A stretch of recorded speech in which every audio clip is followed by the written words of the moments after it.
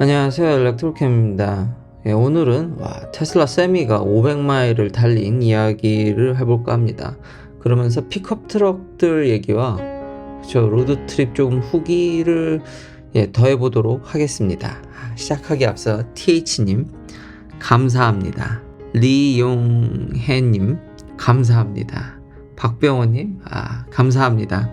아마 내년에는 받지 않을까 생각을 합니다. IRA 보조금으로. 한번 FSD 베타를 꼭 경험하시길 저도 강력히 추천합니다.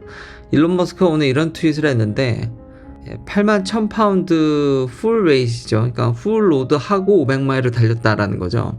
진짜 대단합니다. 이게 왜 대단한지에 대해서 좀 이야기를 해볼까 하는데요. 지금 테슬라의 홍보팀이라고 해야 되나요? 거기서도 지금 주변에서 이걸 못 믿겠다라는 거죠. 부정적인 이유가 굉장히 많았습니다. 저도 이 부정적인 의견에 본 소스를 제가 얘기한 적이 있죠. 옛날에. 그것도 꽤 시간이 됐네요. 바로 이 논문입니다. ACS 에너지 레터에 나온 세미는 좀 힘들다 라는 뉘앙스로 논문을 쓴 게 아니더라고요.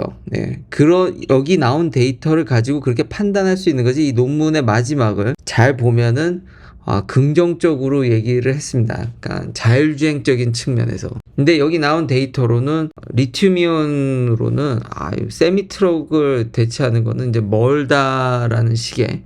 근데 꼭 그렇게까지 쓰진 않았는데, 그러니까 기존의 디젤 트럭과 비교해서 주행거리가 짧아서 그랬지. 여기서도 그러니까 논문을 진짜 잘 읽어야 된다. 이게 너무 그때 뉴스에 너무 테슬라의 부정적인 뉴스에 혼동돼서 요즘 부정적으로 뉘앙스로 봤는데 논문을 이제 와서 다시 보게 된 거죠. 왜냐하면 일론 머스크가 이런 얘기를 하기 때문에. 결론적으로는 진짜 테슬라가 작은 기적을 또 만들어냈고 이 논문도 틀린 게 아니었습니다. 이 논문을 다시 한번 차근차근 보니까 여기서 긍정적으로, 그러니까 아주 파지티브 시나리오를 거의 다 맞췄더라고요.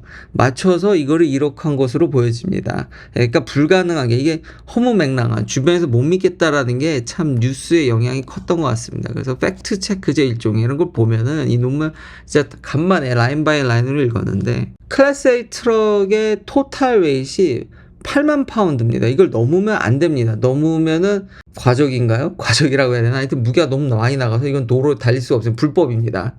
클래스 7하고 클래스 8의 기준이 무게는 이제 풀 로드가 33,000파운드를 넘으면 이제 클래스 8인데, 그렇다고 해서 토탈 웨이트를 8만 파운드를 넘으면 안 됩니다. 근데 일론 머스크가 뭐라 그랬죠? 8만 1000이라 그랬습니다. 바로 비판적으로 뭐가 오냐면, 무게 초과했어. 근데 테슬라가 이거에 대해서 좀 로비를 한다는 얘기가 있었습니다.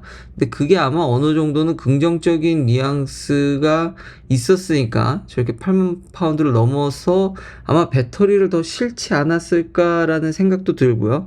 아니면은 여유분이겠죠. 지금 8만이 맥시멈이니까 8만 1000으로 테스트를 해도 500마일을 간다고 긍정적으로 볼 수도 있지만, 배터리를, 여기 항상 문제가 뭐였냐면 장거리를 가면 갈수록 한 번에 장거리를 가려고 하면은 배터리를 너무 많이 넣어야 되기 때문에 적재함이 준다는 문제가 있었습니다. 그리고 기존의 디젤 트럭은 2만 킬로 이상, 킬로죠. 여기서는 킬로그램으로. 디젤 세미 트럭의 어마무시한 주행거리와 900마일 이상 가는, 그리고 어마무시한 페일로드와 부각이 돼서 전기 일렉트릭 세미 트럭에 대한 굉장히 부정적인 인식만 다시 한번 얻게 됐는데, 자, 이제 논문의 그때 결론 부분, 그러니까 여러 가지 시뮬레이션을 통해서 시나리오를 베이스로 여러 가지 긍정적인 면과 부정적인 면들을 다 해서 상세하게 보니까 여기서 타겟팅이 600마일입니다. 그리고 페일로드가 한 10톤 좀 넘게. 그러면은 좋을 것 같다라는 거죠. 그리고 에너지 덴시티가 킬로그램당 400Wh. 굉장히 높죠. 지금 300 넘을까 말까인데 아직 거기 도달하지 못했는데, 잘 보시면 이게 셀 레벨입니다. 여기서는 팩에서 다이어트 한다라는 거를 몰랐습니다. 이 논문이 2017년에 나온 겁니다. 2017년 모델 S 기준으로 계산을 해놨기 때문에 에너지 덴시티는 저게 못 미쳤지만 팩에서 엄청 다이어트 한다는 셀2팩 같은, 물론 하이니케이 셀2팩이 되는 건 아니지만 굉장히 테슬라가 배터리 무게를 감량을 한 거는 다 잘 아실 겁니다. 그러니까 그런 효과를 감안하면 거의 여기까지 온 거고, 지금 킬로와트당 가격이 $100 언저리에 왔으니까 이 시나리오가 다 맞는 거죠. 그리고 일론 머스크는 500마일입니다. 그러니까 주행거리가 좀 줄고, 그리고 토탈 웨이트이 81,000파운드로 늘었기 때문에 이래저래 그 효율 같은 경우도 엄청 좋아졌죠. 여기 노미널 효율을 1.9kWh당 이제 마일당 요 정도 소모한다라는 거죠. 일론 머스크 이야기로 계산을 해보면은 2kWh가 안 된다고 얘기를 하고 있습니다. 1마일당. 그래서 토탈 배터리는 1MWh가 안 될 거기 때문에 보면은 여기서 긍정적으로 봤던 거와 굉장히 흡사하게 간다라는 거죠. 물론 그럼에도 불구하고 디젤 트럭에 비하면 부족한데, 그리고 약간 적재함이, 저도 이게 좀 의심스럽긴 한데 일론 머스크는 토탈 웨이만 얘기했지, 다시 한번 적재함이 근데 10톤보단 훨씬 많을 것 같습니다. 아까 얘기했듯이 주행거리 줄고 여러 가지 그런 마진들을 더 긍정적으로, 이때 보지 못했던 거를 더 더해주면은 이게 틀린 건 아닌데, 그렇다고 해서 디젤 트럭만큼 실을 수 있을지는 아직 약간 부족하지 않아. 근데 이거보다 이때 10톤보다 월등히 높을 것 같습니다. 그럼 괜찮은 게 평균적인 페일로드를 보면은 그걸 훨씬 상회합니다. 항상 우리가 디젤 트럭에 꽉꽉 다 실어 담고 움직이질 않거든요. 그러니까 평균적으로 하는 거는 다 대응이 되고 그 이상이 다 대응이 될 것 같고, 이걸 베이스로 했을 때. 그리고 500마일이면은 진짜 충분한 게, 트럭 기사분들이 8시간 이상 운전을 못 합니다. 이런 트럭들은 아예 그 레코드 기계가 있어서, 아니 900마일 가면 뭐합니까? 이게 뭐 총알같이 날아가는 것도 아니고 하루 운전 시간이 8시간이 반드시 지켜야 됩니다. 시동 키고 시동 끄는 것까지 다 기록이 돼서 그 이상 운전하게 되면 불법입니다. 결국 500마일이 인간이 혼자 드라이빙 할 수 있는 한계라는 거죠. 그 중간중간 점검도 해야 되고, 그리고 이 논문도 만약에 여기 자율주행이 더해준다 그러면은 이 산업에 완전히 게임 체인저가 된다라는 게 결론입니다. 데이터는 디젤만큼은 아니지만 결국 여기서 산출하는 데이터와 여러 가지 지금 상황 고려를 했을 때 500마일만 가더라도 디젤 트럭은, 이제 와서 보니까 디젤 트럭은 충분히 대체가 되겠다라는 거죠. 2017년 논문을 보면서 그간 얼마나 우리가 발전했는지를 다시 한번 알게 됐고, 그리고 여기서 굉장히 긍정적인 시나리오로 해놓은 거를 거의 다 맞췄다라는 게, 물론 이제 페이로드를 정확히 더 이걸로는 아직 완벽하게 파악이 안 되지만 까봐야 알겠지만, 웬만한 걸 다 맞췄다라는 거에 진짜 대단합니다. 대단해. 정말 놀랍다. 그리고 테슬라는 이미 자율주행적인 측면에서 굉장히 앞서가고 있죠. 진짜 대단합니다. 그러니까 금방 현재 쓰고 있는 FS 베타나 이런 것들이 적용이 되게 되면 무인이나 아니면 집단 드라이빙, 그룹 드라이빙이 가능하기 때문에 실전 투입이 되게 됐을 때 어마무시하다라는 거죠. 그리고 테슬라가 이런 무인 자율 트럭에 있어서 굉장히 파급 효과가 무지막지하게 뻔한 게, 인프라도 같이 깔고 있다라는 거죠. 그 인프라 때문에 더 중요한 건데, 인프라 얘기하기 전에, 그리고 경제성도 여기서 왜 킬로와트당 $100로 경제성을 매겨놨냐면은, 지금 테슬라도 좀 틀린 면이 있는데, 이제 고쳐야죠. 틀렸다기보다는 세미 트럭이 나온다 그러고 너무 오랫동안 안 나와가지고, 그때 테슬라가 썼던 자료가 디젤 트럭이 마일당 1달러 50센트 좀 넘게 쓰는데, 이제 테슬라 세미 트럭은 마일당 1달러 26센트를 써서 경제성도 높다라는 거죠. 근데 이제 이걸 비판하는, 이분은 이거에 대해서 이제 비판하는 게, 그때 테슬라는 킬로와트당 7센트로 가정을 했습니다. 요즘 그런 전기값은 존재하지 않죠. 이 옛날이다 보니까 이런 자료가 나왔을 때, 그러니까 바로 그 밑에 뭐라고 댓글이 달리냐면, 여기 계산한 거 보면 갤론당 디젤이 2.5달러인데 디젤이 2.5달러가 말이 되냐? 지금 이 유가 차트를 보면요, 그쵸? 그때는 유가가 아주 스테이블 했으니까요. 여기에 있었으니까. 근데 지금은 여기 있죠. 그리고 캘리포니아 같은 데는 제가 뭐 참고 영상도 올리겠지만 뭐 말도 안 되죠. 무슨 2.5달러입니까? 지금 7달러도 보이는데. 그러니까 전기값이 오른 것보다 지금 디젤 값이 훨씬 비싸기 때문에 경제성도 여기가 어마무시하고, 테슬라를 옹호하시는 분들이 이제 리트윗을 하면서 댓글을 달면서, 트럭은 그 트럭 가격이 문제가 아니라 메인테넌스 가격이 1년에 185,000달러. 와, 미쳤네요. 그러니까 수리비라든지 뭐 연료비 항시 달리다 보니까 관리라든지 트럭 드라이버 분들이 운전만 잘하는 게 아니라 그 시험 내용 같은 거 유튜브에 보면은 이 트럭의 메인테넌스를 굉장히 잘 해야 되는 훈련도 받습니다. 근데 이게 쉽지가 않더라고요. 좀 복잡한 전기로 오게 되면은 그런 과정들이 다 모터의 내구성이라든지 전기는 뭐 오일을 갑니까? 뭐를 갑니까? 이런 부분도 세이브가 엄청 될 거기 때문에 경제성도 무지막지하다라는 거죠. 근데 그걸 떠나서 캘리포니아는 보조금을 살포합니다. 보조금까지 생각을 하면은 이건 뭐 게임이 안 되죠. 이걸 안 사면은 바보입니다. 돈이 이게 월등히 싼데 더 대단한 거는 어제도 얘기했지만 테슬라는 인프라도 깝니다. 자, 이제 픽업 트럭 얘기를 할 건데요. 갑자기 픽업 트럭 얘기를 하냐. 픽업 트럭도 레인지가 감소합니다. 그러니까 전기 픽업 트럭이 있죠. 리비안도 있고 포드 F150도 만들고. 근데 대체적으로 주변이나 이런 커뮤니티에 좀 리뷰를 보니까 일단 만족감이 매우 떨어집니다. 그거 자체로만 쓰면 만족감이 무진장 높은데요. 트럭을 쓰시는 분들이 토잉을 많이 하죠. 그러니까 적재함도 모자라서 여러 가지를 끌고 보트를 끈다든지, 미국은 그렇게 쓰는 사람들이 좀 많으니까요. 토잉을 하게 되면은 레인지가 반토막 납니다. 레인지가 엄청 반토막이 나는데 충전 시설이 현재 일렉트리파이 아메리카가 그렇게 충분하지 않죠. 테슬라만큼 쓰기 편한 것도 아니고, 그리고 토잉을 하면서 뒤에 단 거를 큰 보트라든지 뭐 적재 이렇게 끌고 가는 걸 달면서 충전이 용이하지 않습니다. 그러니까 충전하실 때마다 그거 해치를 끊었다가 충전하고 다시 꼈다가 불편하죠. 엄청 불편합니다.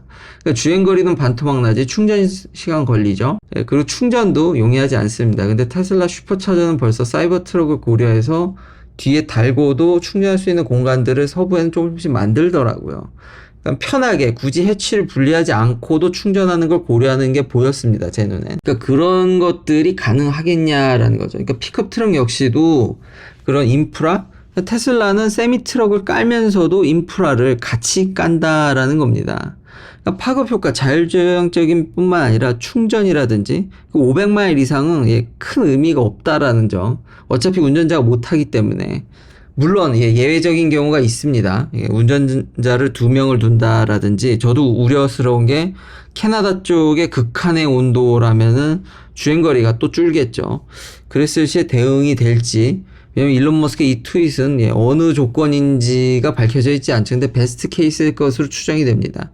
그런 게 있지만 그래도 자율주행이 들어가게 되면, 무인으로 하게 되면은 이거 아까 얘기했듯이 그룹 드라이빙만 하더라도 이것의 어드밴테이지는 어마무시하다라는 점. 충분히 그리고 500마일마다 400마일마다 쉬면서 차량을 점검하거나 이럴 혹은 환경이 존재를 해야 되기 때문에 작은 기적으로 이거 나오면은 진짜 끝장난다. 여기 논문에, 그래서 결론을 내리면 이 논문에 나온 베스트 케이스를 다 만족시켰다라는 거에 놀랄 노자고, 경제성은 뭐 비할 바도 아니고 나오면 끝장난다라는 거죠. 진짜 테슬라 말대로 이걸 2024년까지 연 5만 대를 생산해야 하면은 이거 진짜 이 시장 다 그냥 다 씹어먹지 않을까라는 생각이 듭니다. 지금 이거는 진짜 대단한 거다. 그리고 픽업 트럭도 보면서 지금 저 정도의 효율이면은 사이버 트럭이라면, 그리고 지금 아까 얘기했듯이 슈퍼차저의 사이버 트럭도 좀 넓은 공간과 해치를 끊지 않고도 충전할 수 있는 공간을 제공해 준다고 그러면은 지금 기존의 이런 픽업 트럭 나온 친구들보다 훨씬 더 파급 효과가 클 것으로 생각이 됩니다. 이래서 아직도 지금 시장에서는 디젤이라든지 픽업 트럭은 아직 가솔린을 써야 된다라는 의견이, 내연기관을 쓰셔도 주행거리가 줍니다. 많이 줍니다. 뒤에 그렇게 무거운 거 들고 가는데 그게 되겠습니까? 그러니까 주는데 가스는 그냥 한 5분 넣고 바로바로 갈 수 있고, 대부분 가스 스테이션이 뒤에 해치를 풀지 않고도 가스를 넣을 수 있는 상황으로 이렇게 해놨기 때문에, 그래서 사람들이 그 부분을 더 좋게 생각을 한다. 근데 아직 전기 픽업 트럭은 제한적이지만 테슬라의 이런 효율과 인프라라든지 이미 슈퍼차저를 그렇게 고려하면서 깔고 있고 이러면은 약간 늦었지만 훨씬 더 나은, 그리고 파급 효과가 더 큰 거를 보여줄 수 있을 거라고 사료가 됩니다.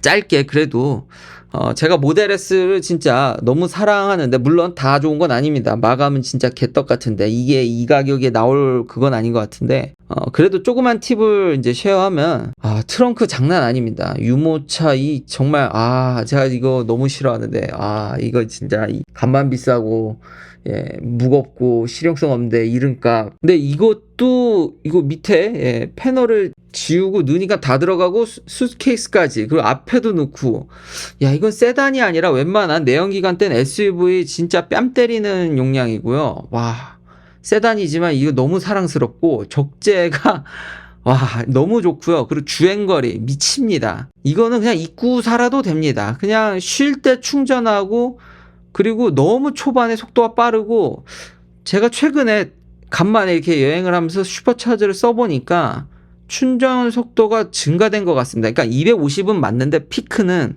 전이면은 70% 왔을 때 속도가 줄어야 정상이거든요. 그래서 생각보다 높은 속도로 끝까지 밀어주는 게 길어졌다. 그래서 충전 속도가 전반적으로 빨라진 느낌? 모델 Y도 그랬던 것 같고, 최근에 이게 아직도 참, 이 배터리 매니지먼트 시스템에 대해서는 논문들도 많이 나오고 있기 때문에 나중에 논문도 소개시켜 드리도록 하겠습니다. 그래서 정말 진정한 GT? 로드카다. 이거만한 차는 없는 것 같다. 적재하면 적재함, 주행거리면 주행거리. 400마일이 아마 제가 봤을 땐 마지노선인 것 같습니다. 640km. 전비도 괜찮습니다. 여기 다 미쳐 날뛰는데, 이거 뭐 하이웨이에서 제한속도로 가면 죄다 치열하더군요. 여기 커먼 스피드는 미쳐 돌아가십니다. 네바다는 그냥 뭐 제한속도 자체가 이미 75마일이라서 뭐 날아다니더라고요. 근데 그분들 그런 커먼 스피드로 달려도 640km는 안 됩니다. 400마일은 안 되죠. 하이웨이는 당연히 전비가 떨어지는데, 마일당 한 270, 280 정도는 기록해 주는 것 같습니다. 300은 안 찍습니다. 300은 안 찍어서, 그렇게 전에 계산해 보면 한 550, 500km는 훨씬 넘는 수준은 최소 날씨가 안 좋더라도 충분히 뽑아줘서 더할 나위 없이 좋다. 한 가지 더, 그리고 와이어리스 차저 너무 좋습니다. 다른 차들은, 다른 내연기관들이 만든 이 와이어리스 차저들은 이게 운전하게 되면은 막 스마트폰이 고정이 안 되고 막 움직여서 충전도 잘 안 되고 그러는데, 테슬라 모델 S의 순정으로 들어간 거는 어찌 이렇게 아이폰 14 프로 맥스랑 딱 맞는지, 그리고 무선 충전이 맞는가 싶을 정도로 충전 속도가 굉장히 빠릅니다. 이게 신기하더라고요. 그러니까 아이폰 미니 같은 경우는 모르겠습니다. 너무 작아서 움직일 수도 있고 충전이 잘 안 될 수도 있는데, 제 프로 맥스는 딱 맞고 거기다 넣어놓고 그냥 마구 운전하고 빨리 달리고 뭘 하든 충전 잘만 되더라. 제가 써본 차량용 와이어리스 차저 중 최고입니다. 긴 영상 시청해주셔서 감사합니다. 내일도 테슬라 관련 이야기들로 찾아뵙겠습니다.